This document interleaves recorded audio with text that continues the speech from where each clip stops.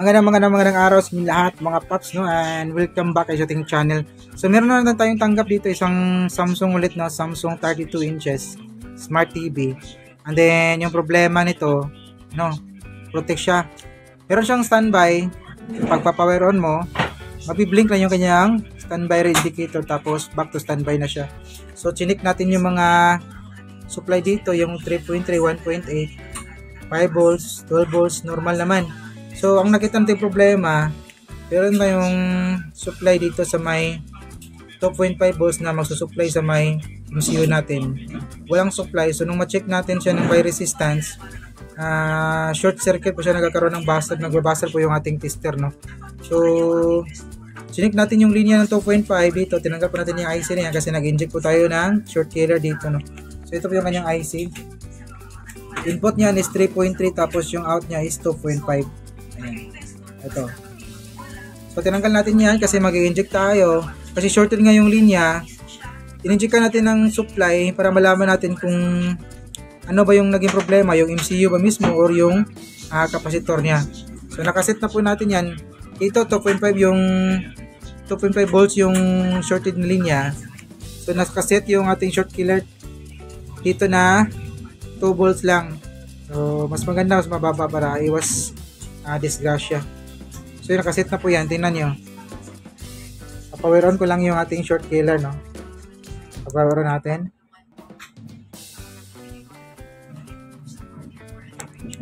Papower on ko lang. Tingnan nyo. Tingnan ba yung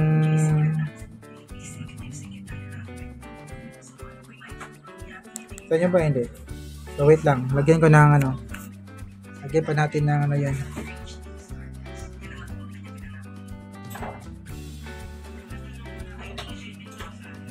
Yan.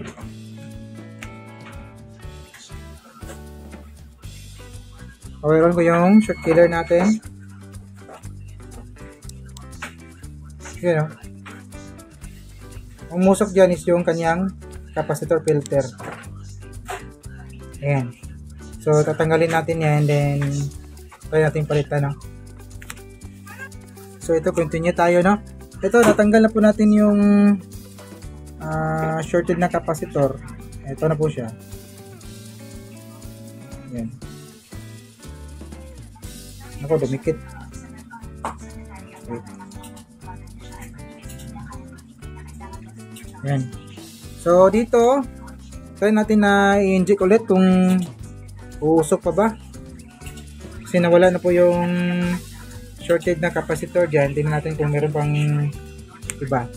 Papower on na lang yung ano natin. Naka-on na siya, 2.5 volts.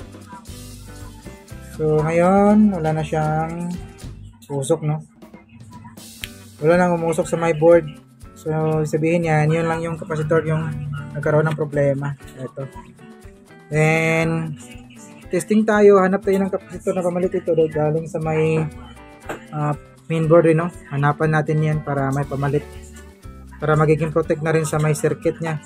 So lagyan natin ng filter yan, hanapan ko lang. So dito mga boss, nakabit na po natin yung board, no, sa may unit. And then ito po yung pinalit natin na capacitor, o yan. Wait, dito. Ito yung pinalit natin, galing to sa may 2.5 lines rin. Nagkahoy tayo ng capacitor sa ibang Samsung model na mainboard, no. So hindi ko pa binalik yung heatsink niya ng ating MCU, yan, para may pakita ko yung capacitor na pinalitan natin, kasi kung matatabunan na kasi yan kapag babalik natin yung kanyang heatsink. So testing lang muna, tingnan natin kung gumagana ba ulit yung unit natin, no? Tingnan natin kung napagana ba natin. So basta dito, ito yung linya ng,